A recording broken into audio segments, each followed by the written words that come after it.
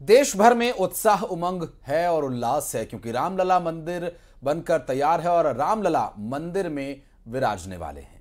देश और दुनिया से अयोध्या में कोई ना कोई कुछ न कुछ लेकर पहुंचने वाला है।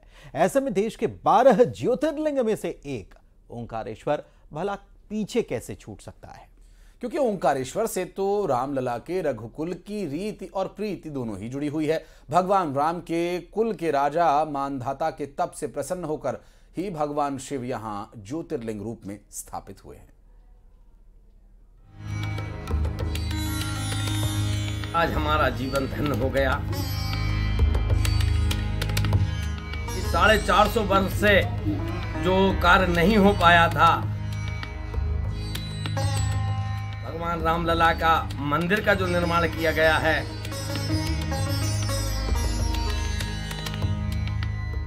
राम जी के लिए कुछ प्रसादी ओंकारेश्वर की ओर से, कुछ अंग वस्त्र और जो नर्मदा का जल है अमृत के रूप में ही हम मानते हैं कि वो अमृत के रूप में जल वहाँ के लिए जाएगा।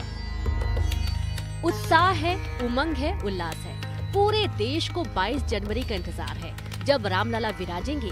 अयोध्या में दूर दूर से लोग आएंगे। उनके स्थापना में अलग अलग प्रदेश से अलग अलग सामान जाएगा, जिसका इस्तेमाल राम काज में किया जाएगा। ऐसे में देश के 12 ज्योतिर्लिंग में से एक ओंकारेश्वर भला पीछे कैसे छूट सकता है। ओंकारेश्वर से तो रामलला के रघुकुल की रीति और प्रीति दोनों जुड़ी हुई है। राम जी के कुल के राजा मानधाता के तप से प्रसन्न होकर ही भगवान शिव यहाँ ज्योतिर्लिंग के रूप में स्थापित हैं।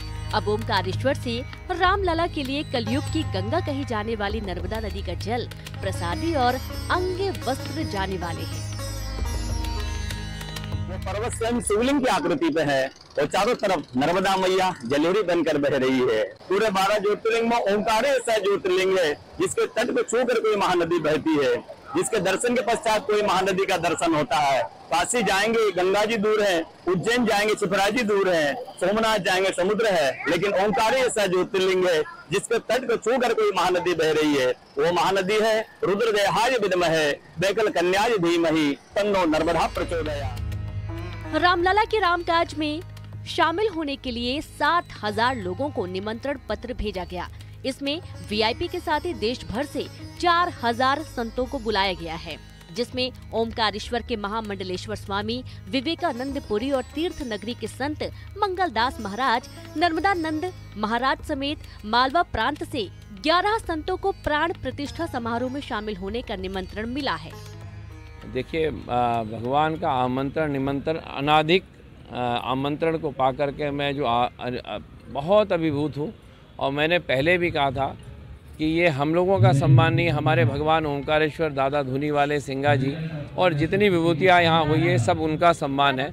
उनके रूप में ही हमको ये भूमि मिली और हम जो है उसके लिए बहुत बहुत चंपत राय जी का, उनकी समिति का और मेरे जो गुरु हैं योगी आदित्यनाथ महाराज जी, उनका भी मैं बहुत बहुत आशीर्वाद मानता हूँ कि उन्होंने मुझे निजी रूप से इस कार्य के लिए आमंत्रण दिया। ठाकुर जी की जो सेवा करते हैं उसका फल आज हमको मिला है और ये मेरा मन बड़ा प्रफुल्लित है कि 450 वर्ष से जो कार्य नहीं हो पाया था, आज वो कार्य हमारे आदरणीय प्रधानमंत्री मोदी जी द्वारा भगवान रामलला का मंदिर का जो निर्माण किया गया है, रामलला की मूर्ति की प्राण प्रतिष्ठा जो होगी उसमें हम सहभागिता लेंगे और हम बड़े भाग्यशाली हैं कि हम इन नेत्रों से सशरीर वहां जाके रामलला के दर्शन करेंगे।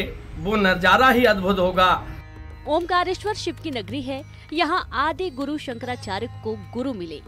ऐसे में यहाँ का जल, प्रसाद और अंग वस्त्र अयोध्या में रामलला तक पहुँचेंगे तो ये भी इतिहास में दर्ज हो जाएगा। अमित जायसवाल, न्यूज़ 18, खंडवा।